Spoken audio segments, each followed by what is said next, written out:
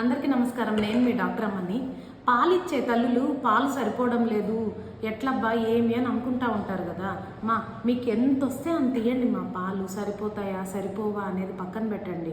And ఇంకొకటి, బాగా guilt feel అవుతున్నారు. అయ్యో నాకు పాలు సరిపోవట్లేదే, అయ్యో నాకేదో అయిపోతా ఉంది, బిడ్డకి నేను ఇవ్వలేకపోతున్నానే.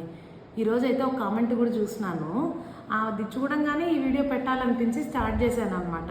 ఏంది అమ్మ ఏమంటుందంటే, దేవుడు బిడ్డలనిచ్చి నాకెందుకు పాలు ఇవ్వలేదు మేడం. పాలు ఇస్తాడమ్మా దేవుడు, ఇవ్వకుండా ఉండడు. మీరు బాగా గట్టిగా తినాలి, ప్రోటీన్ ఫుడ్, పప్పు దినుసులు ఖచ్చితంగా తీసుకోవాలి. అదేమో పత్యం అది ఇది అని అది మానేస్తారు. నాన్ వెజ్ బాగా తినాలి, ఎగ్స్ తినాలి, నీళ్లు తాగాలమ్మా. నీళ్లు తాగకపోతే పాలు రావు. నీళ్లు కనీసం రోజుకు 3 లీటర్ల నీళ్లు తాగాలి. ఖచ్చితంగా పాలు వస్తాయి. మీరు బాగా తింటే పాలు వస్తాయి. దాంతోపాటు బేబీ ఎన్నిసార్లు వీలైతే అన్నిసార్లు సక్ చేస్తూ ఉంటే పాలు ఖచ్చితంగా డెవలప్ అవుతాయి.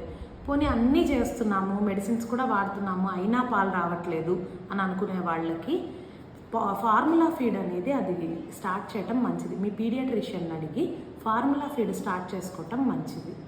ఫార్ములా ఇస్తూ కూడా మీకు వచ్చినన్ని తల్లిపాలు ఇవ్వండి. ఆల్టర్నేట్గా ఒకసారి తల్లిపాలు ఇచ్చి నెక్స్ట్ ఒక 2 అవర్స్కి ఫార్ములా ఫీడ్ ఇచ్చి మళ్ళీ ఒక 2 అవర్స్కి తల్లిపాలు ఇవ్వండి. అప్పుడు మనకి తల్లిపాలకు 4 గంటల గ్యాప్ వచ్చినందువల్ల పాలు ప్రొడక్షన్ ఉంటుంది.